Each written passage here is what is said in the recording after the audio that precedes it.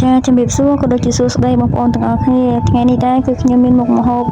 សម្លទំពាំងបងប្អូនដែលតំបន់ខ្លះគេហៅថាប្រហើរទំពាំងអញ្ចឹងជាដំបូងយើងមកធ្វើការកាត់ទំពាំងរបស់យើងសិនបន្ទាប់យើងកាត់ទំពាំងរបស់យើងបានហើយយើងធ្វើការមកឈូសវាឲ្យស្ដើងៗដើម្បីឲ្យវាស្ងោរហើយយើងមករៀបចំគ្រឿងបន្លែរបស់យើងវិញម្ដងដែលបន្លែរបស់យើងដូចបងប្អូនបានឃើញក្នុងវីដេអូនេះអញ្ចឹងហើយក្នុងនោះដែរក៏មានត្រីពោផងដែរបងប្អូនយើងឃើញថាទំពាំងរបស់យើងគឺបានពុះហើយយើងចាប់ផ្ដើមមកធ្វើការច្រោះប្រហុករបស់យើងចូលចំពោះប្រហុកនេះដែរគឺបងប្អូនដាក់តាមបរិមាណដែលបងប្អូនចូលចិត្តបងប្អូនអញ្ចឹងបន្ទាប់ពីយើងដាក់ប្រហុករួចហើយយើងចាប់ផ្ដើមមកដាក់ត្រីរបស់យើងវិញម្ដងហើយចំពោះត្រីនេះដែរខ្ញុំយកត្រីពោបងប្អូន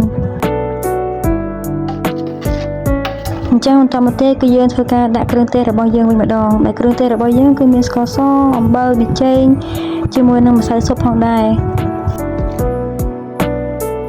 បន្តមកទៀតយើងធ្វើការដាក់ផ្សិតហើយនិងម្ទេសរបស់យើងចូលហើយចំពោះផ្សិតនេះដែរបងប្អូនអត់ចូលចិត្តទេបងប្អូនមិនបាច់ដាក់ក៏បានដែរបងប្អូនបន្ទាប់ពីដាក់ផ្សិតហើយយើងធ្វើការដាក់បន្លែស្លឹករបស់យើងវិញម្ដងដោយបន្លែស្លឹកនេះគឺបងប្អូនបានឃើញអញ្ចឹងគឺមានស្លឹកបាសស្លឹកងប់ត្រួយកន្ទួតហើយនិងស្អំផងដែរ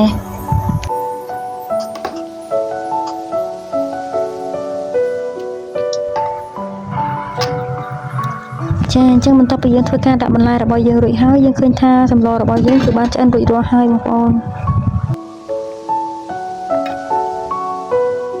អញ្ចឹងទន្ទឹមនឹងនេះដែរវីដេអូរបស់ខ្ញុំក៏ឈានដល់ទីបញ្ចប់ហើយបងប្អូនបើមានកំហុសខុសឆ្គងសូមខន្តីបេទោសជួបគ្នាក្នុងវីដេអូក្រោយអរគុណ